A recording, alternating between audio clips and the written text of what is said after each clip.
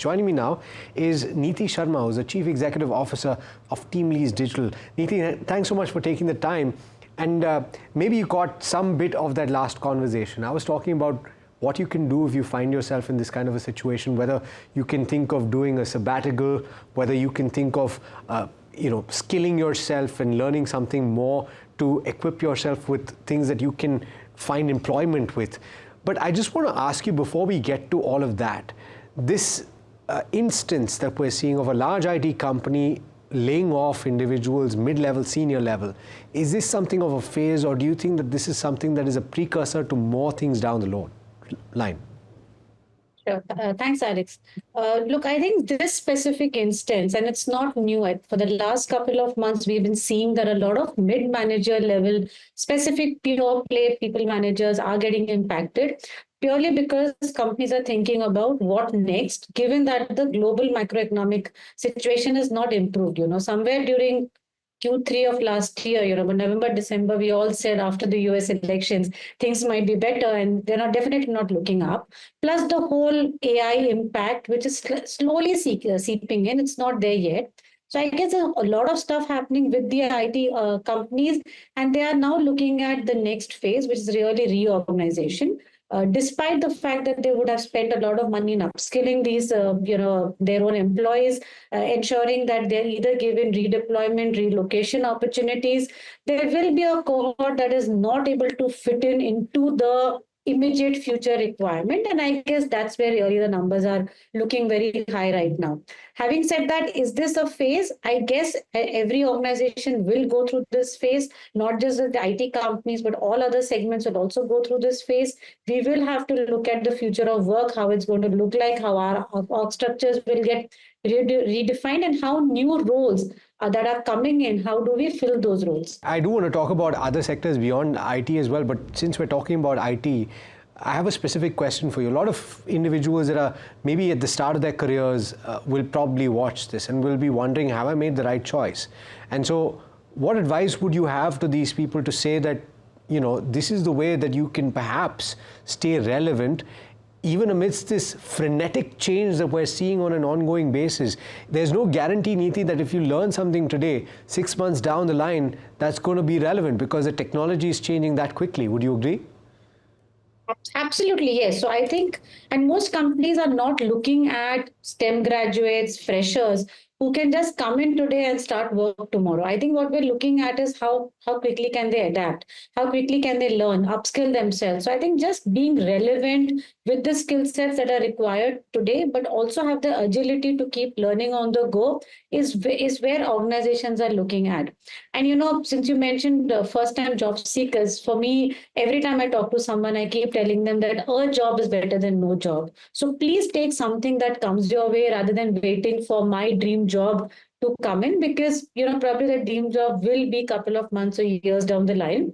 But get a job, get the experience. If not a job, if you're getting an internship or an apprenticeship opportunity, take that, learn on the job, learn what the organizations are looking for. So at least you are in the game, you have a foot in the door, and you are relevant to today's requirement, if not tomorrow's requirement. Tomorrow's requirement, we can't redefine right at the moment. But if I'm agile enough to continue learning on the go, I think we will be in a safe place. You have a pulse on the kind of demand and supply dynamics that are in the industry and across various sectors. So, Neeti, at this stage, where do you see the most opportunities, and what should people look for if they are in the market for a job? In certain pockets, I would think that the market is not great, but there would still be demand. Would you agree? Oh, absolutely. And all these large IT companies are also hiring. It's not that they've stopped hiring completely, but they're probably hiring for different skill sets. Last 6 to 8 months, we've actually seen massive demand in areas of cloud, security, and data analysis. So I think there's a shift in the kind of roles companies are hiring for.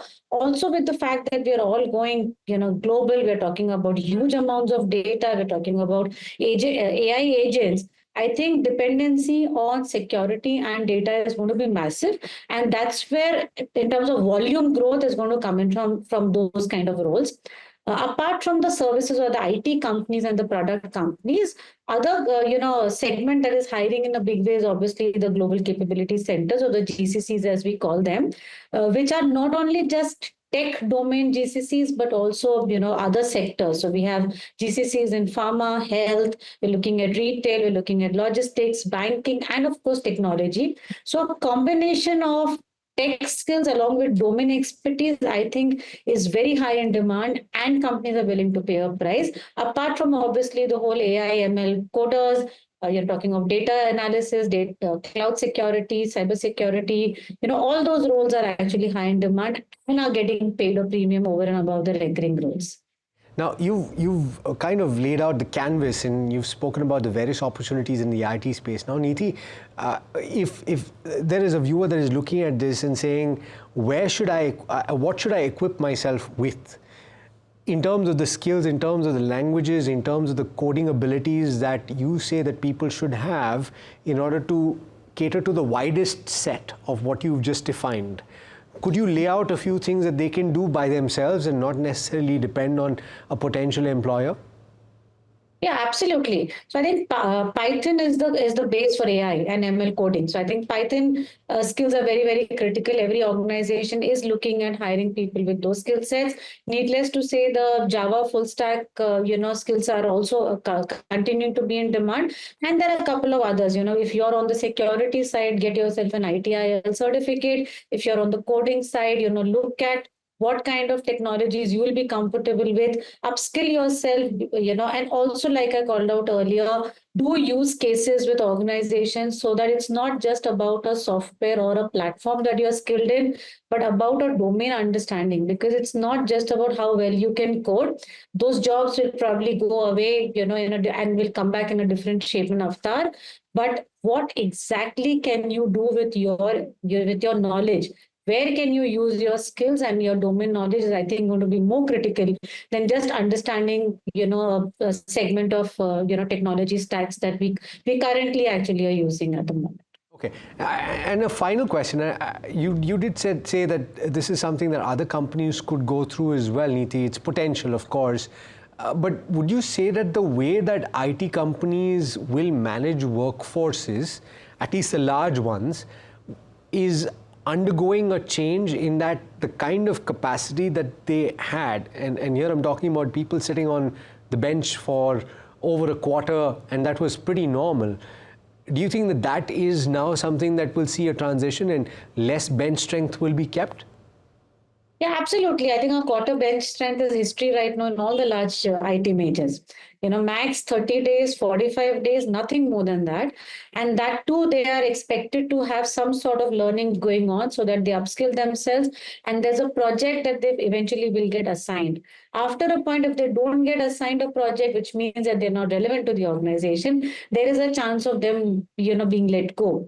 So yeah, quarter bench strength is not there anymore. 35 days, 40 days, 45 days max, nothing more than that.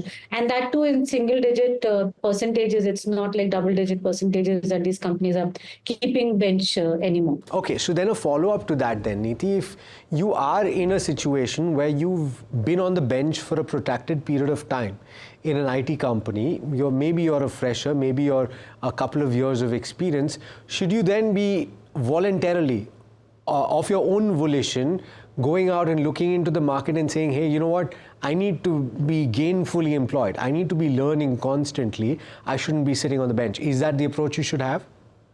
Also, but I think it's only fair for the organization that you speak to your managers before you do that. Yeah, absolutely. Neeti, thanks so much. This is a very important conversation from our perspective. Thanks so much for agreeing to do this. Thanks, Alex. Thank you so much. All right, that brings us to the end of this edition of Your Money Matters. Of course, it's possible that you have more questions based on what we've spoken about, and I would encourage you to write to us in the comment section, and we will take it up in the days to come. Thanks so much for watching. This is NDTV Profit.